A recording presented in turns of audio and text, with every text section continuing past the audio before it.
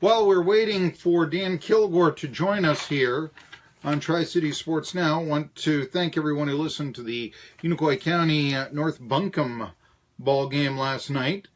And Unicoi County Sports are brought to you on 1420 NBC Sports Radio Tri-Cities by Health and Home Care, Irwin Paint and Body. I might need to see you again, David, or coming up real short, okay?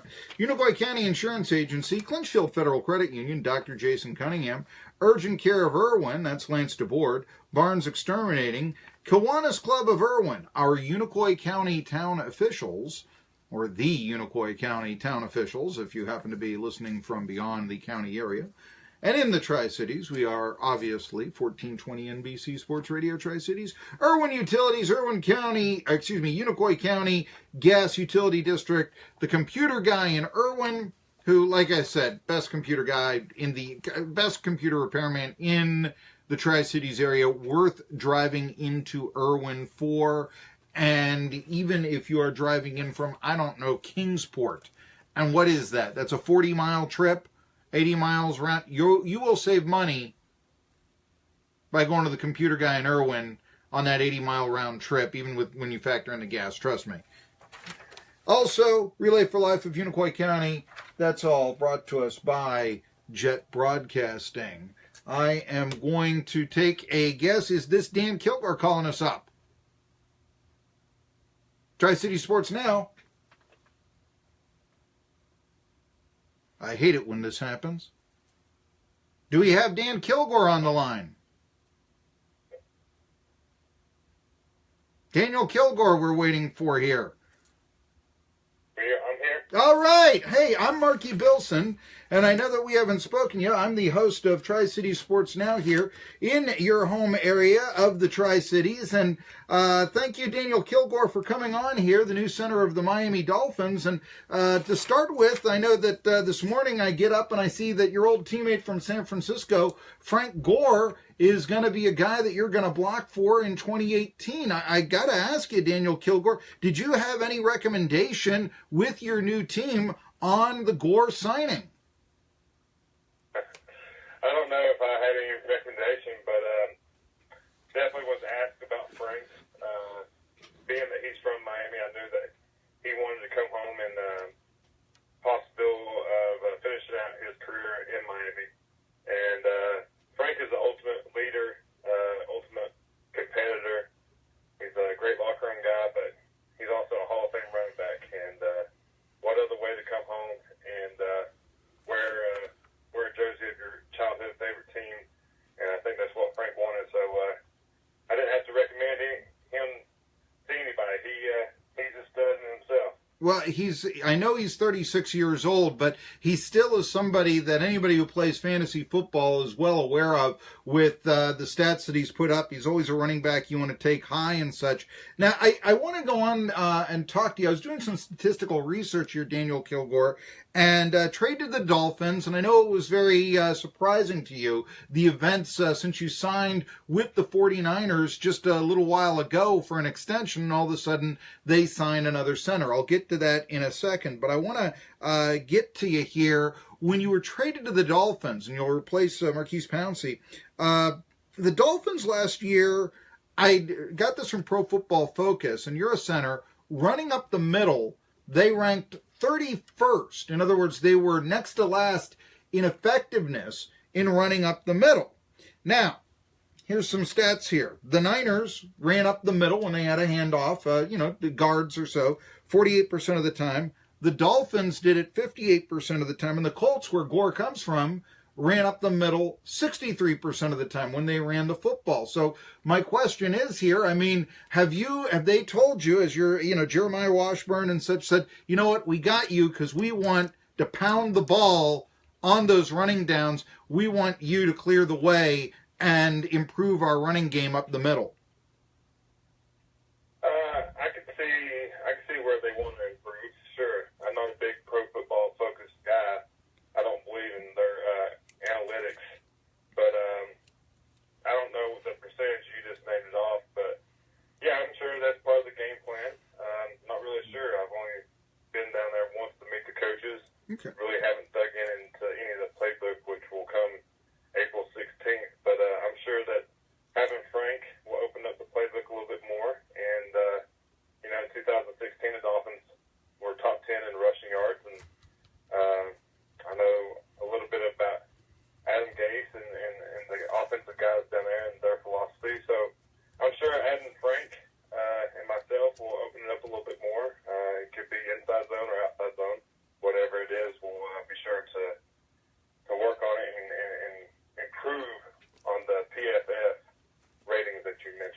Okay, well, I do want to ask you, what is your criticisms of Pro Football Focus? Well, first it started out as a European soccer football way, and then it was brought to American football, and you basically have people sit behind a desk, and they base everything off of percentages and just their perspective.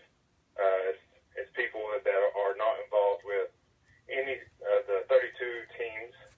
They're basically just analysts that give their opinion on whether it's a pressure or sack or who gets a tackle or whatever that may be. For offensive linemen, it's kind of a skewed rating with the PFF, whereas if you're a targeted receiver and do you catch the ball or do you drop it, that's a little bit easier. And not always do those analysts know the game plan or the offensive scheme that week that changes each and every week. I'm intrigued that you say this because I know a lot of writers like to use Pro Football Focus. I know, for instance, I've got a friend, and he's been on the show ourselves, Ed Bouchette, who votes on the Pro Football Hall of Fame.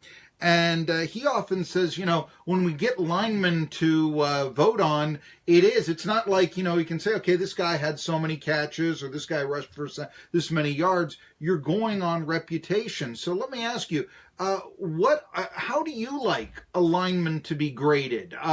Is there a website or a source that you really kind of say, these guys have it on the ball more than Pro Football Focus, which is used by a lot of writers? What do you like in grading linemen? Well, I think it's your offensive line coach and the assistant offensive line coach, the offensive coordinator, and ultimately the head coach. How do they grade you out as a player?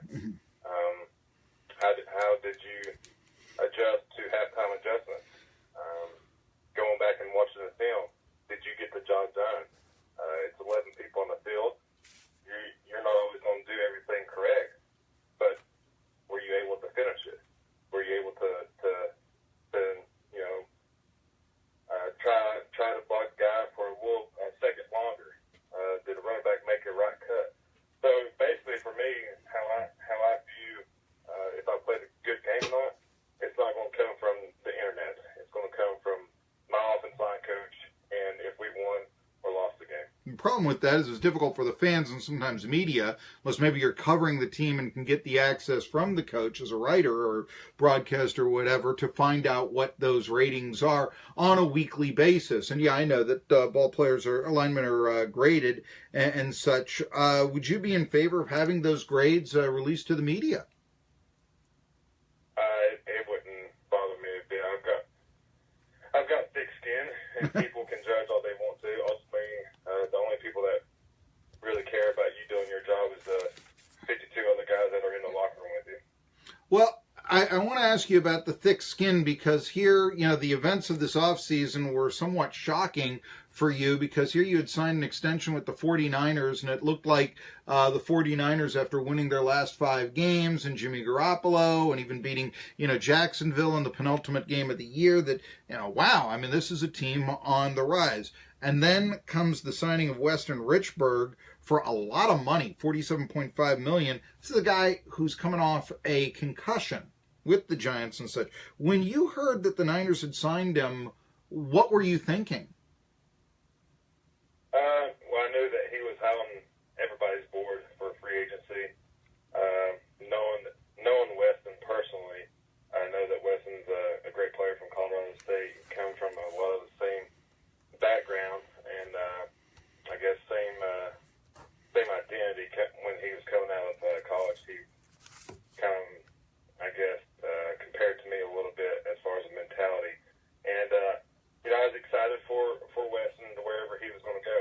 I knew that the 49ers at the time were looking at him for left guard, and but I also know Weston, and we are actually represented by the same agency, and I knew that Weston would only play center because that's his best position. And whenever you're going to sign that $47.5 million, you want to be in the best position to be successful. So whenever they do sign Weston, they did, and they told me I was going to be traded. I was, first of all, frustrated, heartbroken, because I've been there for 7 years. That was our Sure. home during the fall. And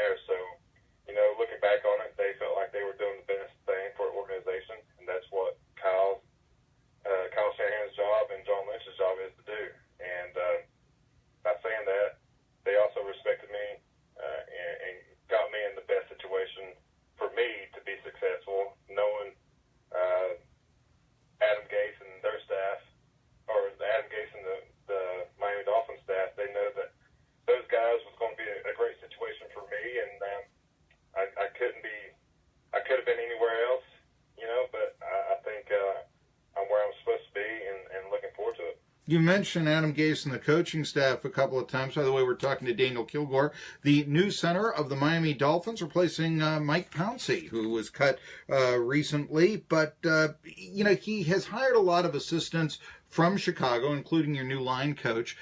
Chicago had a change in coaches themselves, although I must say that I always did respect John Fox, and here is a coach that had taken two teams to Super Bowls themselves. So you're talking about the coaching, you're talking about the differences in the teams. Do you think you're on a better team for 2018 with the Dolphins than you would have been with the Niners? I'm not sure. Mm-hmm. Probably know anybody down there. Just know a few of the names. Josh Sitton, that you just mentioned, and the quarterback Ryan Tannehill. So I'm not sure. I know the Niners are going to be a competitive team this year. They found their quarterback. There's still a lot of question marks there. You still got to go out and play the game. Things aren't guaranteed. Sure, the Niners went on a 5-0 run on the last 5 weeks of the season. That doesn't mean that they continue that run in 2018. So that being said, not sure where we're going to be at with the Dolphins.